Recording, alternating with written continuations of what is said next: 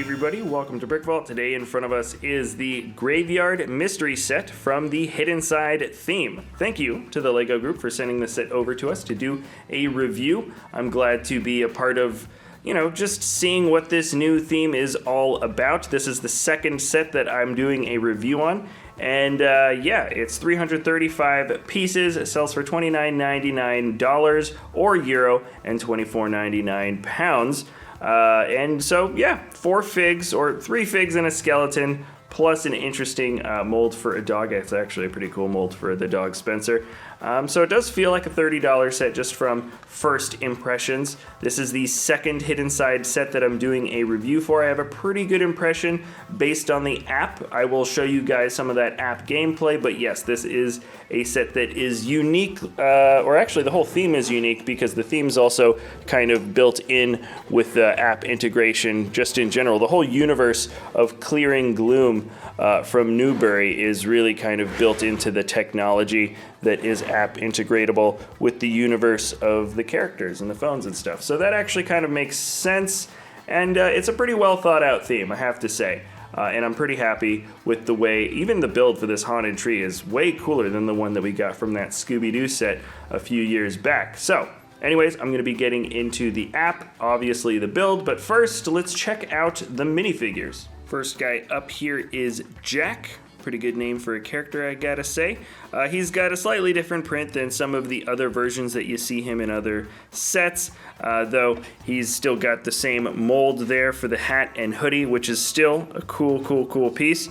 And the design on the hat also matches up a bit with the design that you see on the hooded sweatshirt here from the front and back. Actually, let me show you that alternate expression. It's got some pretty good expressions all around, even a little bit of extra printing on the legs just to show just a little bit more detailing. It's stuff that I feel like wouldn't have been totally necessary, but in general, you will see that the quality of the figs in the Hidden Side theme are pretty good. This is the little detail that you see on his phone. It shows one of the ghosts being captured on his phone, or at least you can see it through his phone. And now let's check out Parker. She too is one of the main characters. Excellent detailing there. You can see all the ripped jeans, which I gotta say, feels like now that I see it on a minifigure, I'm like, wow, why did LEGO not make ripped jeans before? It's such a common thing that you see around all the time. But finally, Parker's got the trendy ripped jeans and the fanny pack, bringing back the fanny pack. Great expressions, once again. Not quite, I don't like them quite as much as JB or somebody like that, but they're still pretty good. You can see the lighter lipstick also, which is just something a little bit more stylish or modern, or something maybe a high schooler would have, like Parker does. Also, excellent dual molded beanie and purple hair. You can see another graphic on her phone for another ghost. Her phone is pink. Really complete looking character. Now next up is Mr. Branson. He is the exclusive fig for this set. He is the Graveyard Keeper. Excellent print. He's got printing on the toes for dirt and patched knees, and just really, look at that. You can see the reflective detailing for the zipper as well as the buckles for the overalls. Everything matches up really well on the back. So he's a very excellent looking just groundskeeper in general. I like the expressions. This is him being, hey, I'm normal. Hey, something's a little bit off. And then let me switch to this. Now something is very off. Mr. Branson has been taken over by the gloom. So there he is. He's possessed, crazy looking dude. I do like the general pieces though for each of these characters.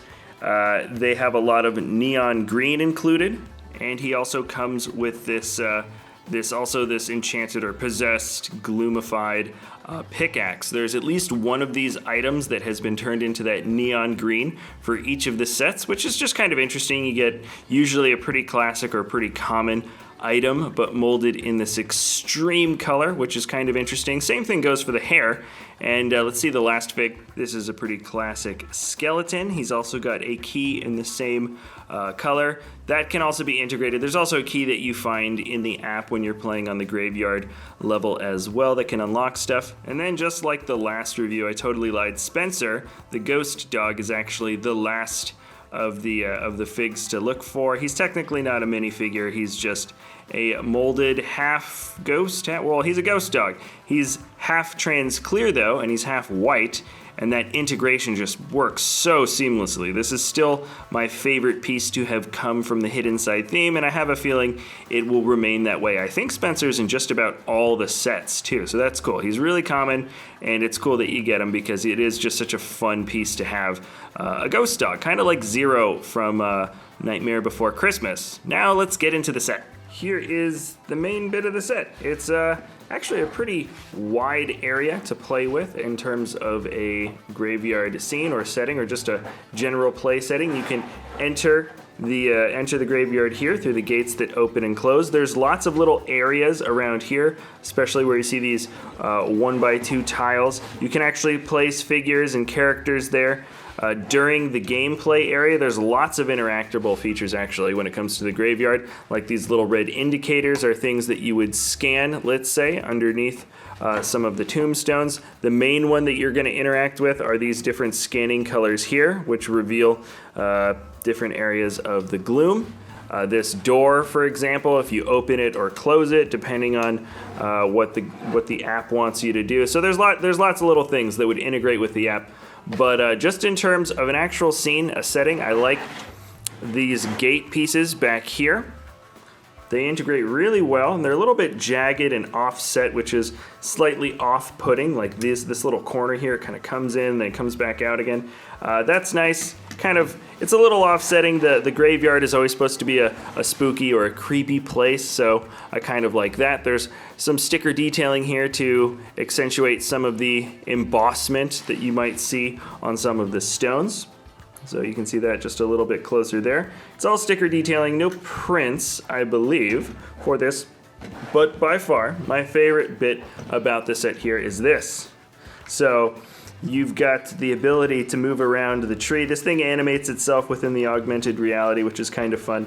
But one side picks up both the arm and messes with the eyebrow, or what looks kind of like eyebrows for the trees. You can see the weird, the googly head and eyebrows. That's a really, really fun function. It's so simple.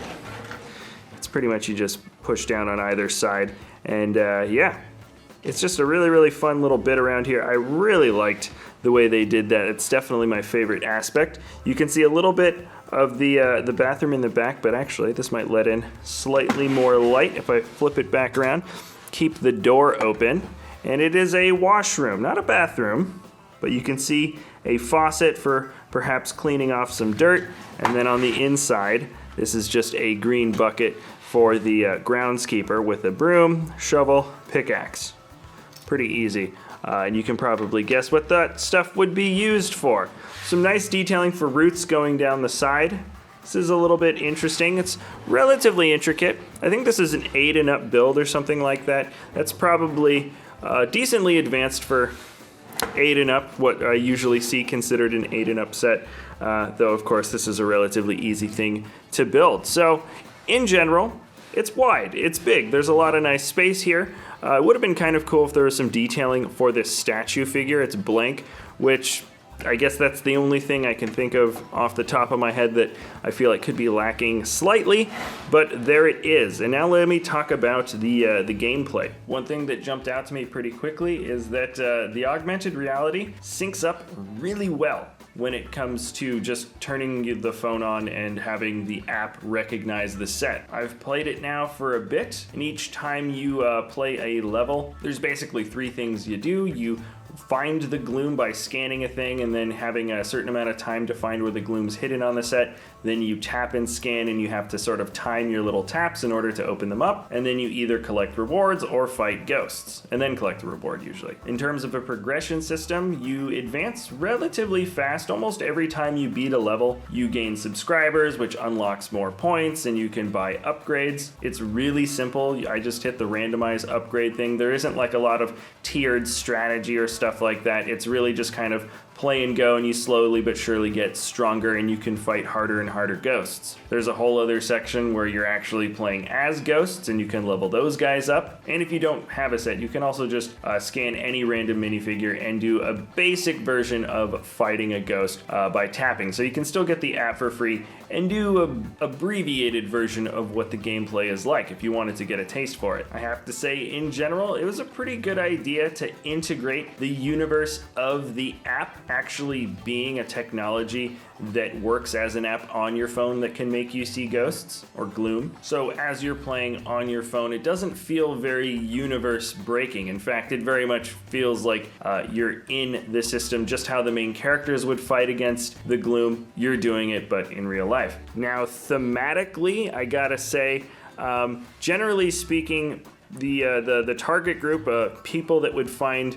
the high school aspect of this really interesting are going to be younger kids. A lot of these sets are meant for 7-year-old, 8-year-old, 9-year-old, or something like that, which makes sense because they're going to be looking up and seeing like, high school, it's so cool, it's so cool.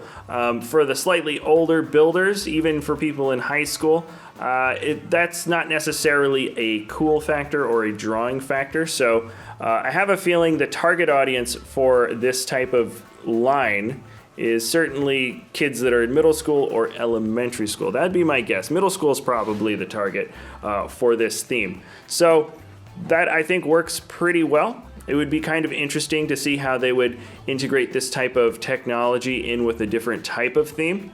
But for the first time around, this is actually, I think they did a really good job integrating both the digital and the physical, because personally, this actually feels like a pretty decent set, even if you didn't mess around with the app, which is basically what I'd sort of set out in my mind. I was like, if I don't like the set on its own, then I would sort of like to have at least a set that works. Now, for a younger kid that would want to play around with the set, there aren't a ton of play functions. This one's pretty good. This one's just like a nice animated function.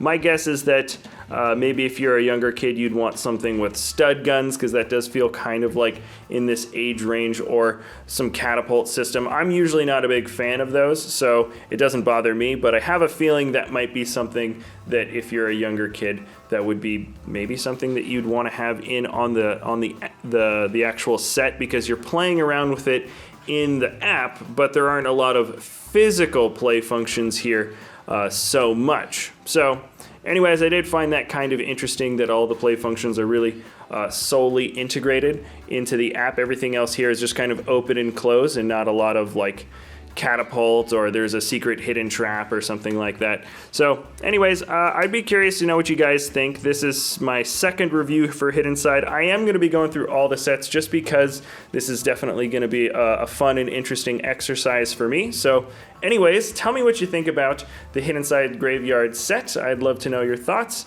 Thanks for watching, everybody, and we'll see you next time at BrickVault.